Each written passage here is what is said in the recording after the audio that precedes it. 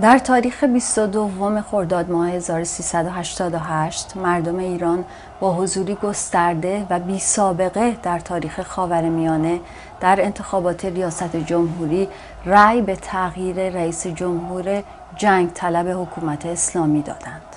این تغییر نه فقط خواست مردم ایران بود، بلکه کل خاورمیانه و جامعه جهانی که نشان دادند از جنگ و تخاصم خسته‌اند و دنبال تغییر گفتمان سیاسی هستند و در انتخابات اخیر آمریکا نیز به این تفکر و تغییر رأی دادند، خواهان تحقق این امر میباشند.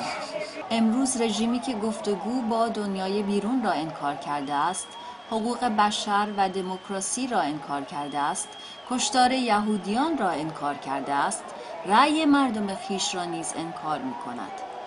تحمل چنین شرایطی نه فقط برای مردم ایران، بلکه برای صلح در خاورمیانه و روند خشونت زدایی در جهان بسیار پرهزینه خواهد بود. ما مردم ایران از شما هم نوعان خود تقاضای کمک داریم. ما انتظار داریم تمام مردم جهان با فشار مضاعف به سیاستمداران و حاکمان خود اجازه ندهند تا این رژیم را به مشروعیت بشناسند. هر دولتی که این انتخابات را به رسمیت بشناسد به مردم ایران خیانت کرده است و به صلح جهانی نه گفته است.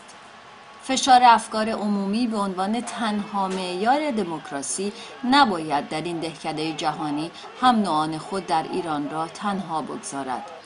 از همه شما دوستان تقاضا داریم نگذارید 70 میلیون نفر جمعیت یک کشور به گروگان گرفته شوند.